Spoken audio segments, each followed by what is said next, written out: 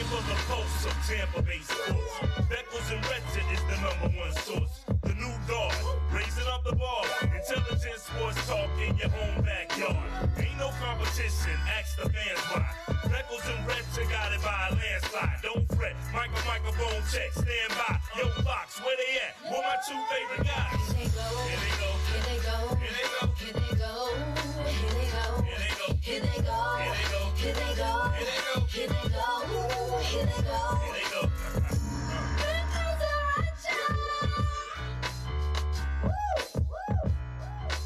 Hello, everybody. Welcome to the Beckles and Recher podcast. Yeah. I guess this is an extension from Beckles and Recher back in the day on 620 WDAE. I think that's still around. That's still around? You got that right. Yeah, it's still around. I'm still on the Pat and Aaron show on Thursday morning, so it exists. Is that a steady thing? Yeah, every Thursday. Dignitary Thursday. Nice. On the Pat and Aaron show. You on tomorrow?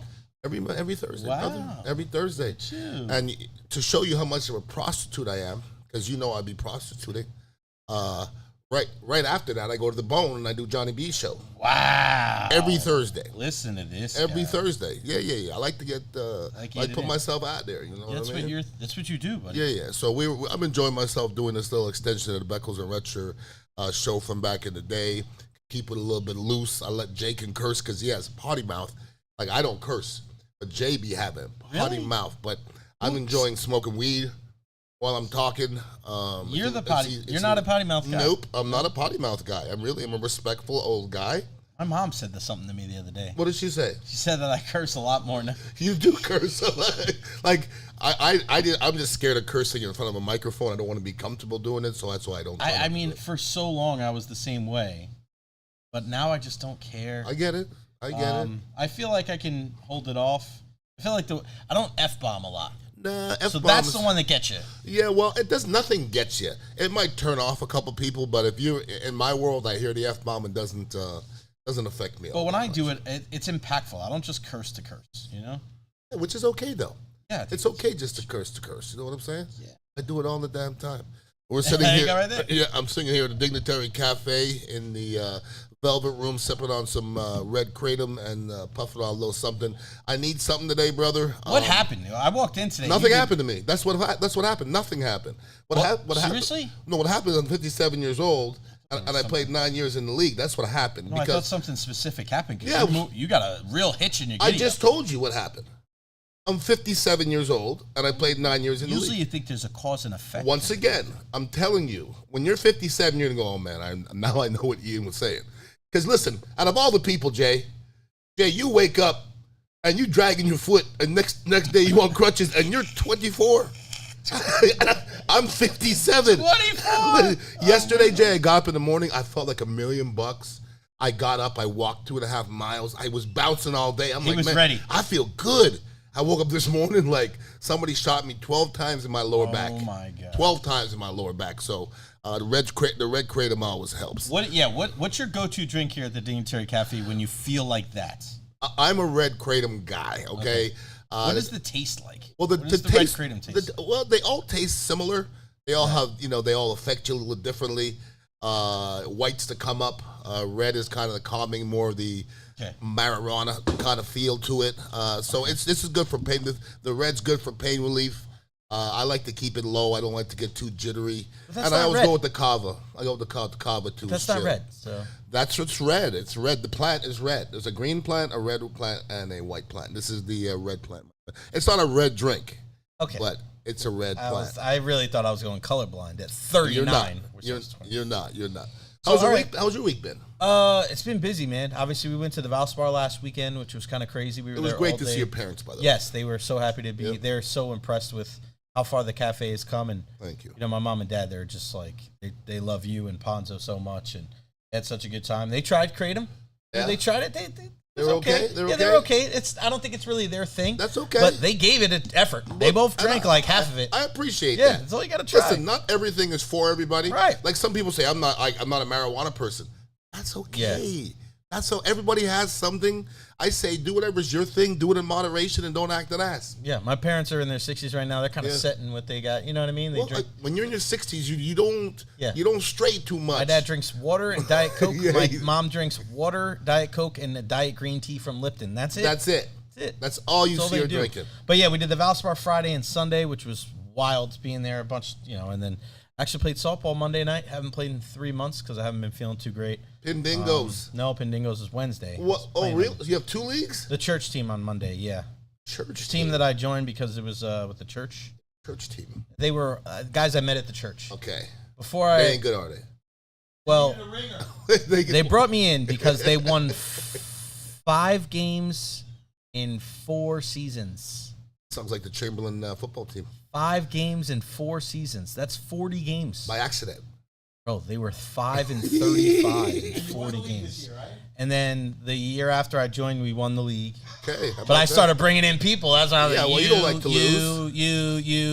You're gone. You're gone. Bro, the first day I went out there with this team, the left center fielder was literally, the ball went over his head. He threw his glove up in the air, and I almost lost my... Not even you didn't close. catch it? I said, we don't even fucking... I said, we don't fucking do that here. Oh, he was... It was the worst. Bro, then he tried to put his hand in front of the ball. Like, he was running from second to third base, and it was a ground ball to shortstop. And he put his hand, like, in front of the ball to distract the shortstop.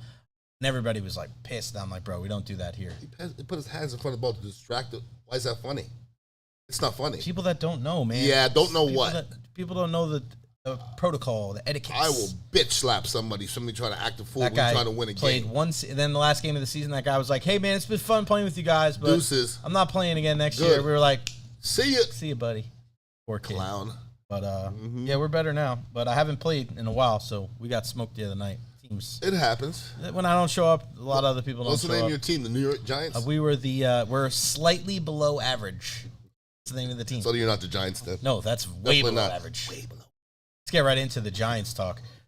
So we had this conversation, I don't know if it was here or on my podcast, the Recher podcast, go check it out, about the Giants quarterback situation. Could it be Rodgers? Could it be Russell Wilson? Could it be Jameis? Well, 2 out of 3, they should just sign Aaron Rodgers. They should just get all 3. And good teams don't do that. They don't sign Jameis and then Russell Wilson. I mean, good teams don't. That's not a good team. No, absolutely not. Good teams don't go look for players that were just put on a scrap heap as their savior. So listen, there's a time where there was Jameis Winston might have been the man. I don't think Jameis Winston can lead a team to the playoffs. I don't, and I like Jameis, okay? There's a time where Russell Wilson was the man. Since then, Russell Wilson was exited Denver, exited Pittsburgh. But he brought them to the playoffs last year. Yeah, okay. In a funny way, they didn't want him back. So that's weird, right? But once again, you could bring Pittsburgh to the playoffs, but Pittsburgh is not the Giants right now. No. The Giants used to be Pittsburgh. Pittsburgh is one of those teams where I'm not sure I can't quarterback and they be 9-8. They're just one of those teams. But the Giants right now, they need some glue.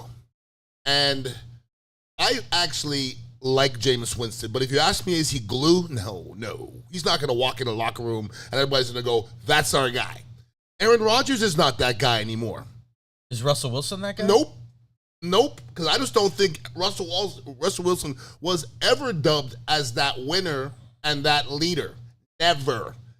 There's been a situation, you've heard stories. You say that now, though, Ian. Like, nobody, before we heard those stories from Marshawn Lynch and Richard Sherman, I think a lot of people would have said yes. Yes, but not the people that count, though. No, I understand that. But what I'm saying is that's why you and I talk about this a lot, about the narrative inside the locker room and outside the locker room are so different. Mm-hmm. Because, let's not forget, Seattle spent a lot of money on Matt Flynn to be their starter that year. Yep. He came in relief for Aaron Rodgers with the Packers, balled out.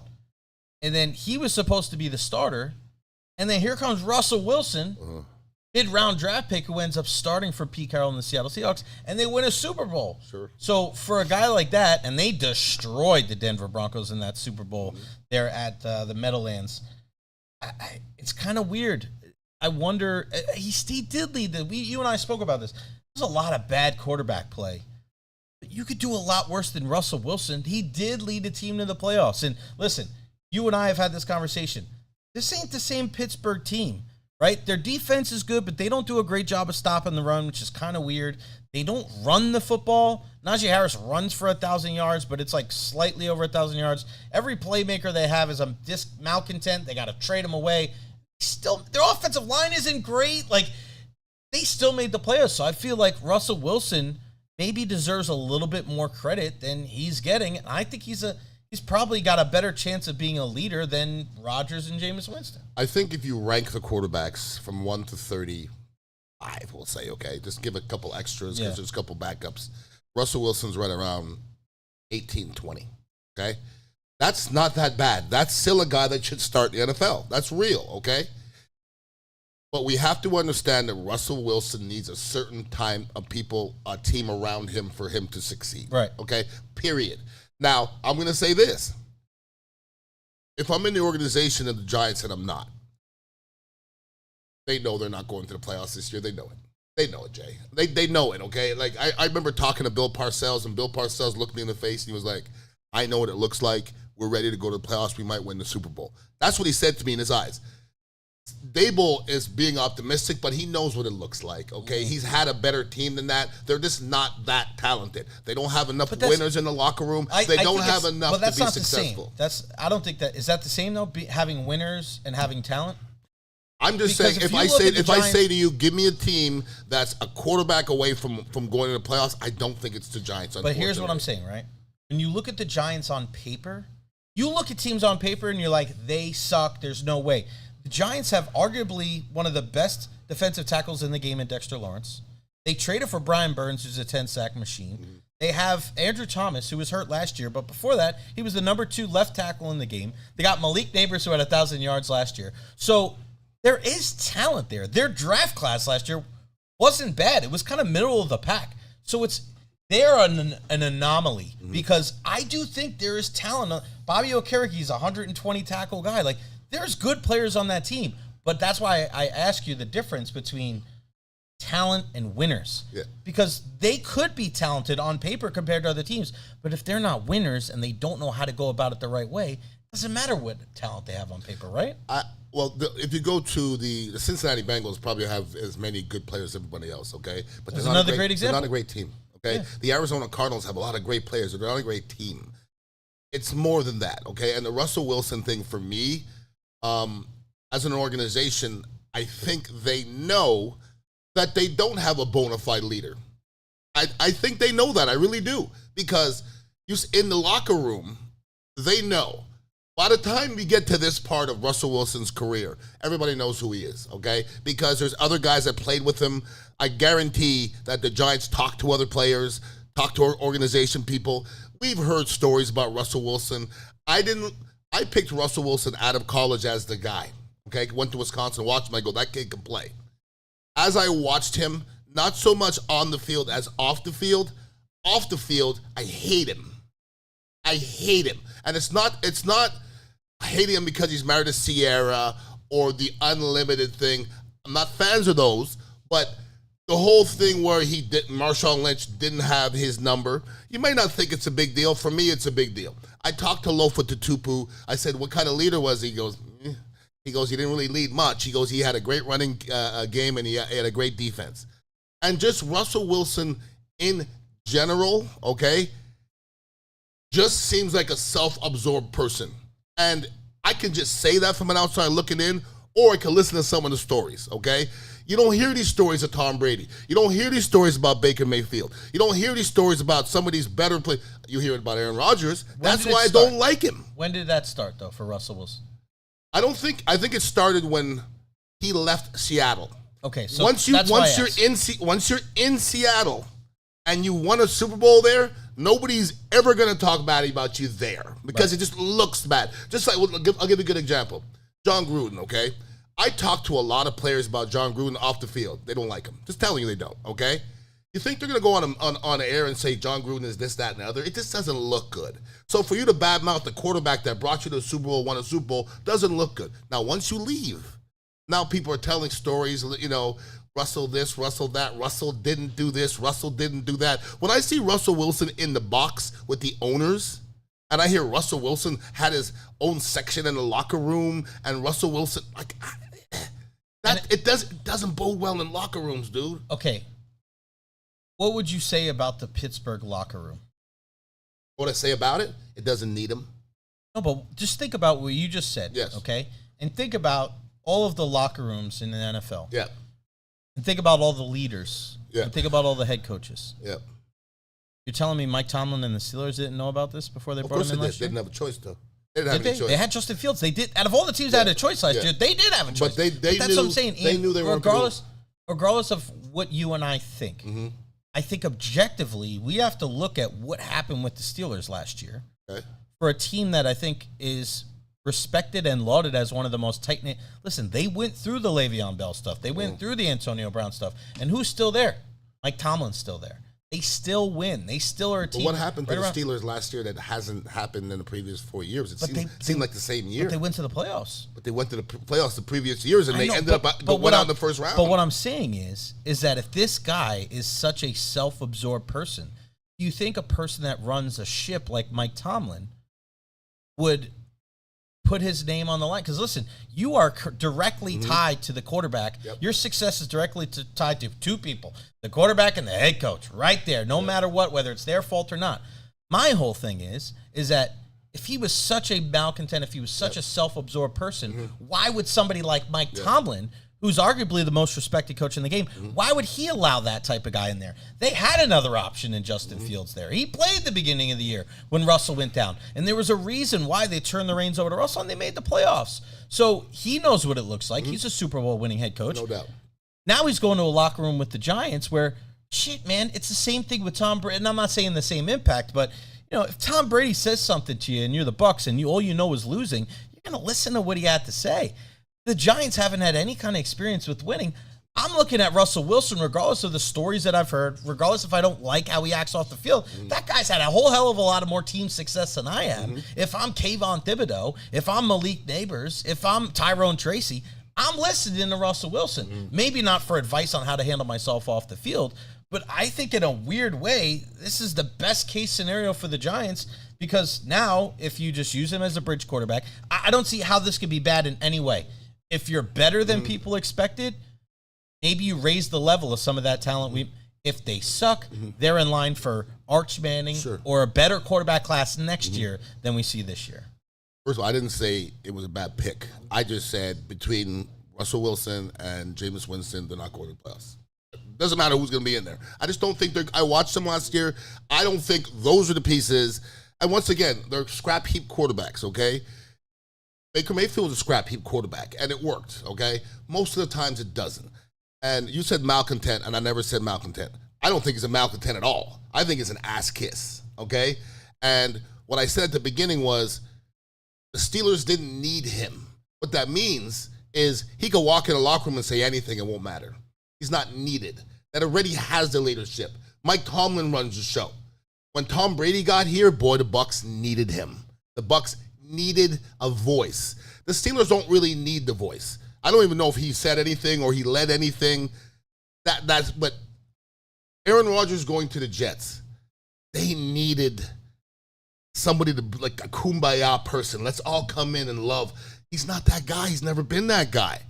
So when these quarterbacks are bouncing to these different teams, it's about what you bring into the locker room. And if you're asking what you bring into the locker room, I think both Jameis and Russell have some really good baggage, and they got some really bad baggage as well. So when both of those guys walk in the locker room is not going to be handed over to them. Some quarterbacks, the locker room is handed over to. It's your locker room. Some rookie quarterbacks, it's your locker room. Neither one of those quarterbacks is going to own that locker room.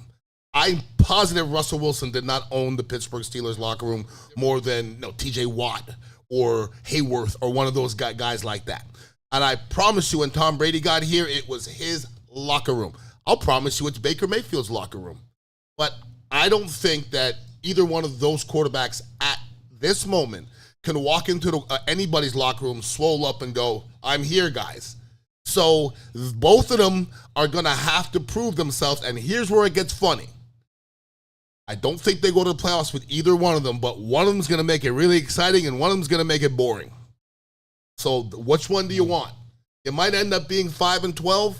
One of them is going to throw a bunch of picks and a bunch of touchdowns. The other one's going to throw a few picks and a few touchdowns, but you're still not going to win a lot of games. Which one do you want to go with? Which one's better for the future? I don't know. Probably the boring one. For the future, yeah, but which one's better for the fans? Yeah, the fans don't want to just lose. You don't want Mike Glennon looking stuff, man. I know, but we also have to keep it in contention. Every year we see a team go from worst to first. Not saying that they're going to go to first, but you could argue that the Giants roster right now is better than Washington's last year before they had Jaden Daniels. But we know the quarterback would kind of piece.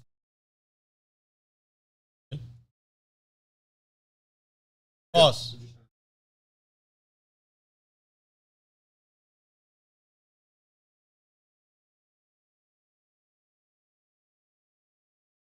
On Ponzo.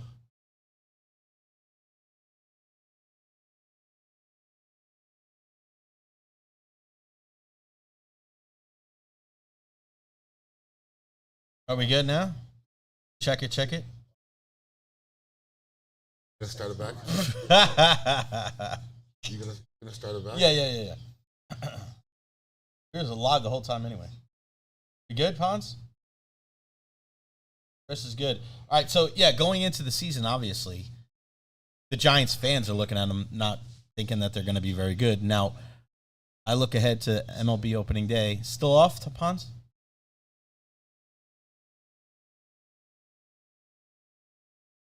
Let me know, Ponzerific. Is